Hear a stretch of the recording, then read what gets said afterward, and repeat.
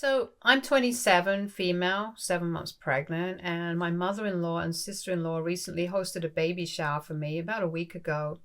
My mother-in-law, Donna, 55, female, and my sister-in-law, Erica, 30, female, don't like me for a couple of reasons. My husband, Thomas, 30, male, married me about a year ago, and I quit my job after that because I wanted to be a stay-at-home wife. It wasn't that I didn't want to work. I had just been working for a really long time and I needed a break. I'd been working ever since I was 16 and didn't stop until I had a ring on my finger, and only when Thomas told me that he'd be okay with me staying at home. My dad passed away when I was 12 from cardiac arrest, and after that it was just me and my mother. My mother was a waitress at the local diner and money was tight, so I had to start working part-time at 16 and then full-time once I was done with high school. I didn't even get to go to college, but thankfully I worked in sales and I was decent at my job, so I was able to bring home enough income for my mother and I to get by. It was through work that I met Thomas, and we hit it off at a conference, and the rest is history. Unfortunately, while my life story of rags to riches might seem fascinating to most people, my mother-in-law and sister-in-law do not agree and think that I am a gold digger. Thomas was a branch manager at his firm and worked in a much higher position than me when I first met him, but that was not what drew me to him. I've never been able to explain to Donna and Erica that his bank balance had nothing to do with my love for him, and I would have married him even if he was a pauper. I knew that they would never accept me, so I didn't even try to impress them or win them over, and that just made me even more unpopular with them. In short, they didn't like me, and I didn't try to make them, so we just never got along. But after I announced my pregnancy, the two of them suddenly started showing an interest in my life, and I guess that was because I was carrying Thomas's future child. Because otherwise they would avoid talking to me as much as they could and would only be civil to me out of courtesy. They started being very helpful and kind to me after the pregnancy announcement, and Thomas believed that they were finally warming up to me, but I could tell that something fishy was going on. It was just my sixth sense. I couldn't bring myself to fully trust them, but after a couple of months when they still hadn't said or done anything cruel to me, I started to believe that maybe they were actually trying to make amends for all the digs and insults in the past, implying that I was a gold digger and I was with Thomas just for his money. So I started trusting them and thought of them as my well-wishers, which they most certainly are not. A couple of weeks ago, they asked me if I was okay with them hosting a baby shower for me. By then, they had established enough trust with me, so I greenlit it and even provided them with a list of guests I wanted to be invited to my baby shower. My mother wanted to be involved in the planning, but Donna and Erica told her that they'd got it and that she didn't need to worry about anything. I guess I should have known right then and there was something weird going on, but I didn't suspect anything. I figured that they just wanted it to be a surprise for me, so they didn't want my mother to be involved. Weeks passed, and I didn't hear anything about the baby shower until they sent me an invitation. I even checked in with all the guests that I had asked for, and all of them received it as well, so I believed that they were doing everything perfectly, and I was actually happy. Then, last week, finally on the day of the baby shower, I accidentally read the time wrong and showed up an hour early at the venue. They wanted it to be an all-women event because they wanted to take the more traditional route, and I was okay with it. So my husband wasn't there, and I had to take a cab to get to the venue because I didn't feel like driving. Once I got there, I realized that I was an hour early since I couldn't see any cars in the parking lot apart from Donna's. So I decided to give them a surprise and made sure that I headed towards the doors very quietly, so they wouldn't hear me coming, and then I peeked in to check out what they were up to. I saw them casting a video on a screen that they'd set up, and it was just the two of them having a go at me in the video, saying the most horrible things about me and then laughing. I could tell that the video was from quite a while back because in the video, Erica had blonde hair and she only had that shade around the time of my wedding, so I guessed that this video had probably been recorded at that time. I was horrified at the things that they were saying, and I couldn't believe that they were playing this in the place where they were supposed to host my baby shower. One of the things that Erica said was that she knew for a fact that I'd probably get pregnant within the first year of my marriage, so that I could really tie her brother down and he'd never be able to escape, ever. And even if he tried to, I would always have the child support and alimony to look forward to. And then the two of them laughed in the video and also in real life. I couldn't take it anymore, so I decided to enter the room and confront them about that video. They were pretty startled to see me and tried to stop sharing it on that screen, but they didn't know that it was already too late and I'd seen everything that they didn't want me to see. I asked them why they were playing that video and when they had even recorded it or why. So Erica tried to explain to me that this was a roast video, that they had recorded for my wedding, but they didn't actually get to play it because Thomas threatened to cut ties with them if they pulled off something like that. And honestly, good thinking on his part, because I wouldn't have been able to tolerate this at my wedding.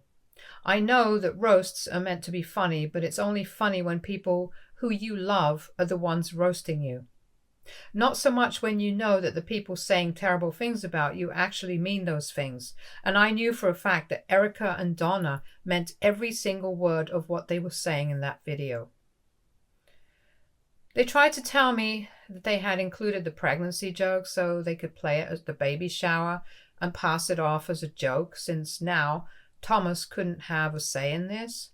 And then they told me that the intention of the video was to show that this is what they used to think of me back then when I first married Thomas, but now I was really a part of the family. They had accepted me.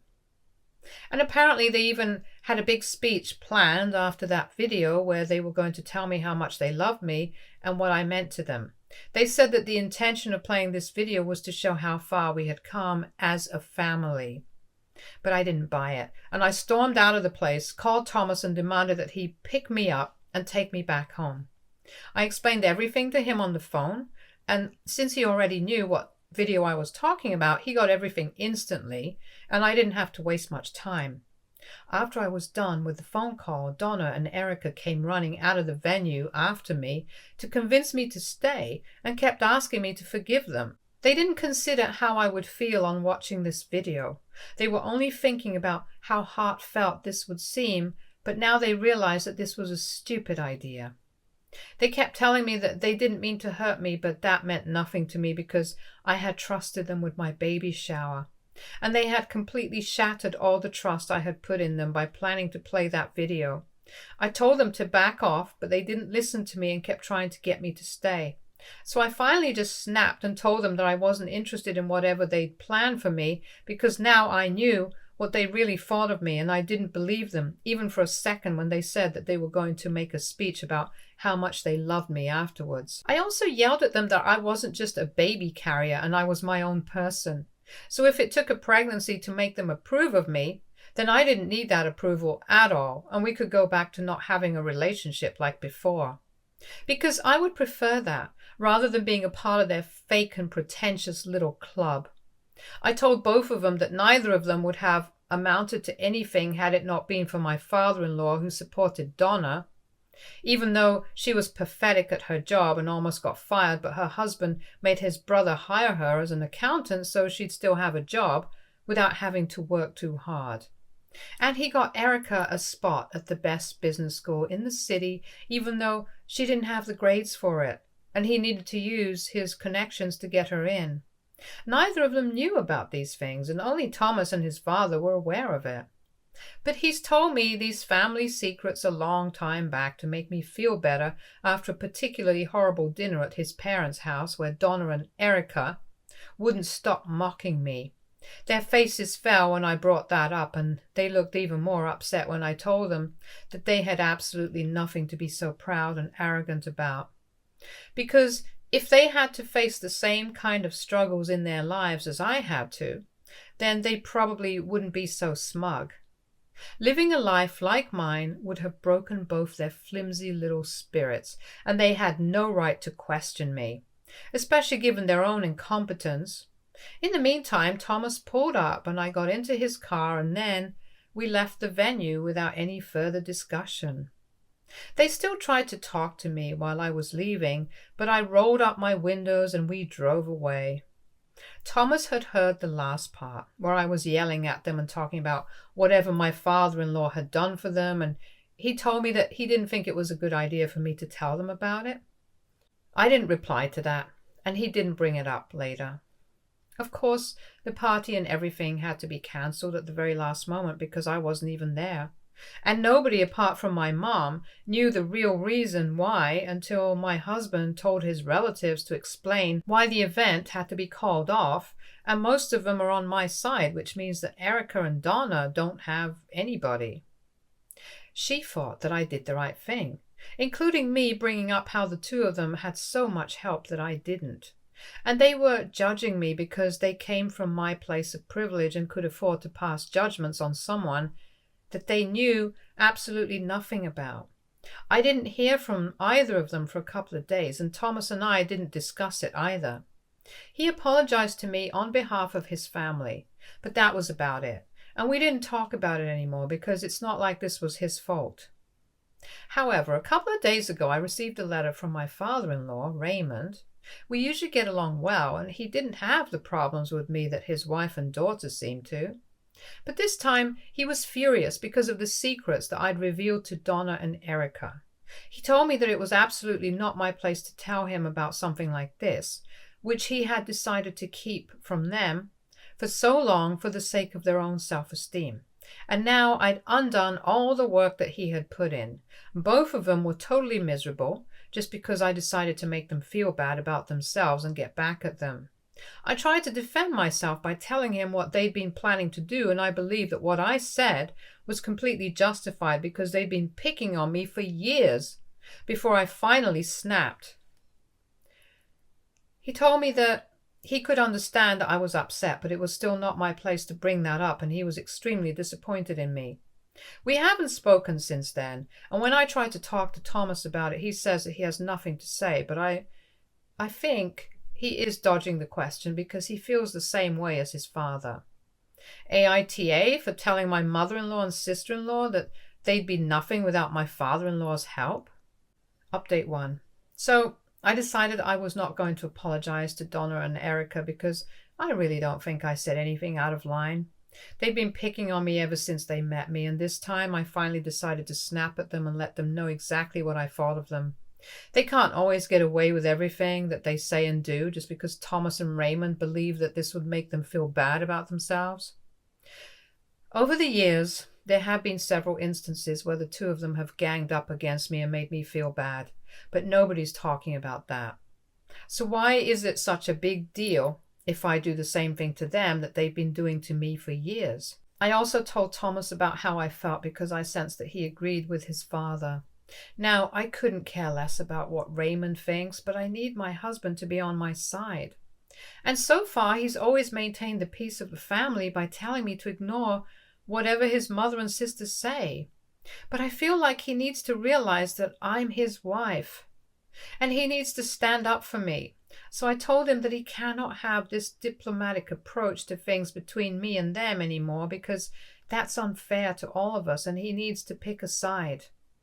I was afraid that he would disagree with me or fight with me over this, but he agreed wholeheartedly and even apologized to me for being too scared to do the right thing.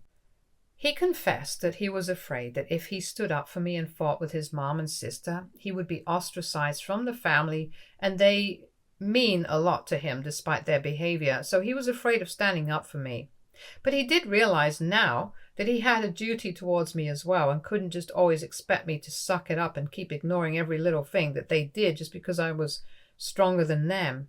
It wasn't fair to me, and he'd come to the conclusion that he was going to cut his family off now.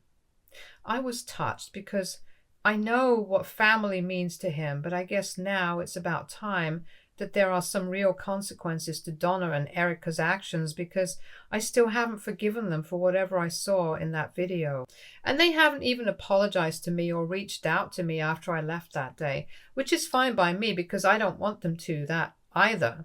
I don't think it will fix anything, and it will probably just piss me off even more. Some of you in the comments said that I was overreacting because it was just meant to be a roast and they were going to make it up to me by giving a heartfelt speech afterwards.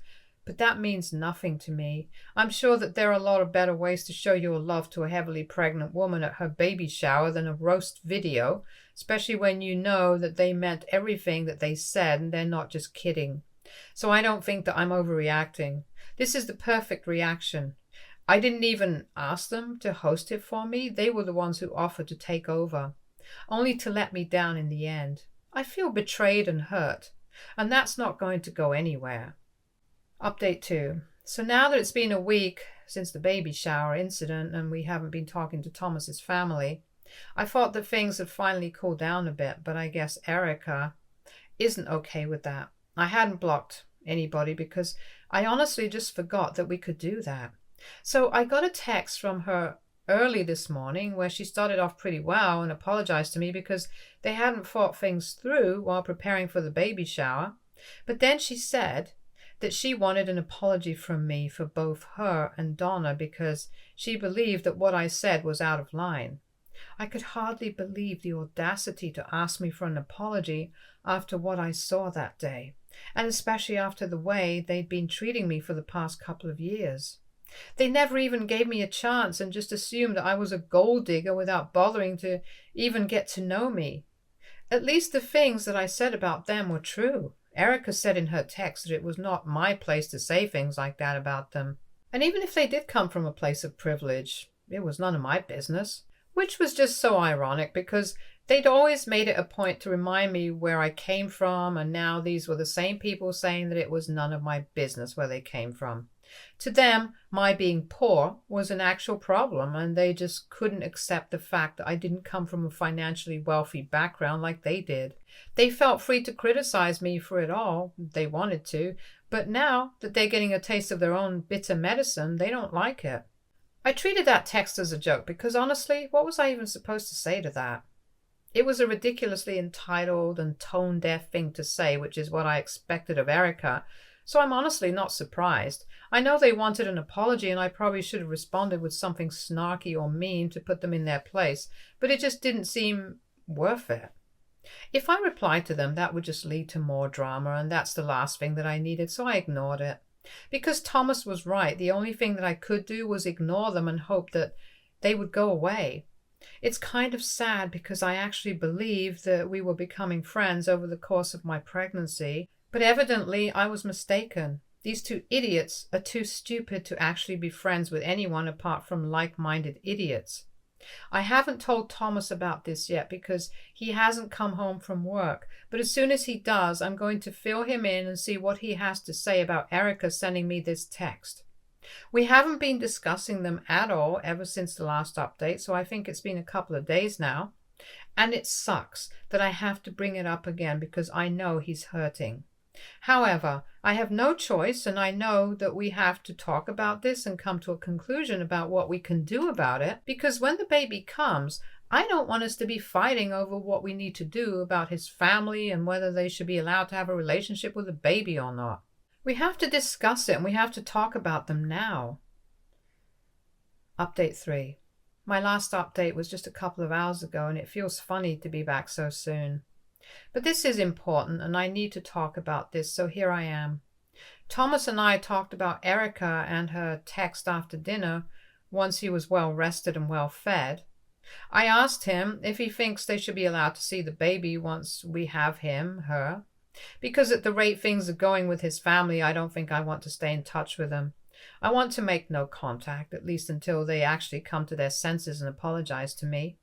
He thought about it for a while and then told me that it was my call entirely, because I was the one that they'd been disrespecting all along. So now it was up to me if I wanted them around and the baby or not. He said that while he personally would want to stay in touch with his family and try to work things out between us to clear the air eventually, he knew that it was not his place to make that decision for me. So whatever I say goes. I thought that it was pretty sweet of him to leave it completely up to me, and he did have a point too. Thomas also mentioned that I was the one who was pregnant. I was the one going through so much, and so it would be his duty to make sure that I'm well taken care of, because right now his new family is his priority. And so he left it up to me what we should do about his family. I told him that I was going to take some time to think about it and then let him know eventually. It's too soon for me to come to a decision right now. Update 4. I guess I made my decision. I don't think I'm going to allow Thomas's crazy family around me or my child anymore.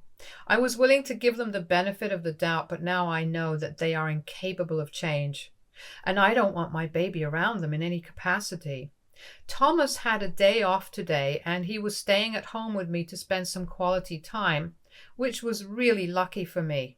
Today, all three, Erica, Donna, and Raymond, showed up at the house to have a discussion with me about my behavior. They claimed that they were here to discuss things, but it felt more like an ambush, and I was really lucky to have Thomas there, because he nipped it in the bud and told them all to go home since I wasn't willing to speak to them. Erica was the one who was the most angry about all of this, and I could hear them all arguing on the front steps. She was telling him that the only reason that they'd ever doubted me and my intentions was because they were looking out for him. Since I didn't come from a financially stable background, they didn't want him to get stuck with a gold digger, which is why they'd been giving me such a hard time. I was furious and almost went to the porch to argue with them myself, but Thomas handled it pretty well and tore them a new one.